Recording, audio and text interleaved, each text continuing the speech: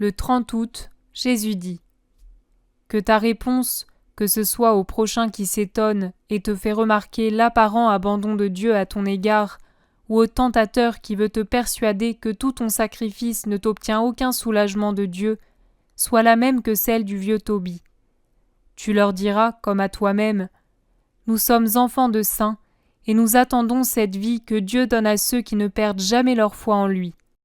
Enfants de saints et appelés à la même sainteté. N'es-tu pas fille de Dieu, Maria ?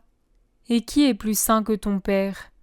Si lui, qui est le saint des saints, veut tant de douleur pour toi, c'est signe que cette douleur a pour but une joie proportionnée à la douleur, c'est-à-dire une joie immense, une joie sans fin. L'âme qui arrive à croire fermement que tout ce qui lui arrive a sa source dans l'amour et produit une joie éternelle, est en sécurité comme à l'intérieur d'une forteresse. Elle ne peut périr. Elle souffre, mais sa douleur est surnaturelle et porte des fruits surnaturels de vie.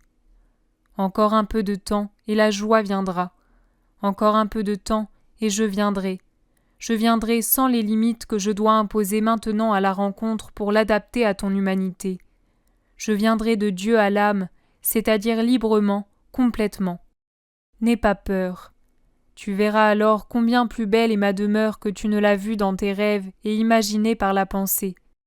Tu verras alors que t'unir avec moi, laissant un corps qui est un piège pour l'âme et un constant danger, se fera sans peine.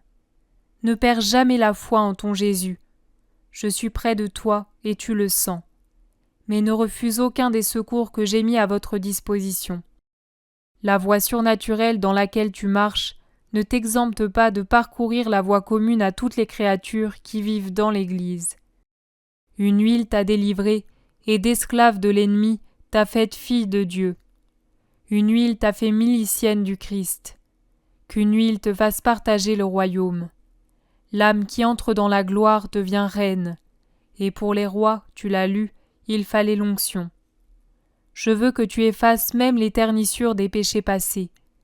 Quand l'heure viendra, tu dois venir à ma rencontre, vierge sage et prévoyante, avec les ornements qui conviennent aux noces. La douleur est une grande absolution quand on souffre avec sainteté. Mais, je le répète, même pas ma caresse ne doit te faire penser que tu es exempte des devoirs de tout le monde. La perle cachée, que seul Jésus connaît, ne doit être aucunement différente, aux yeux du monde, de ces sœurs qui sont moins transformées que toi en pierres précieuses par volonté du Seigneur.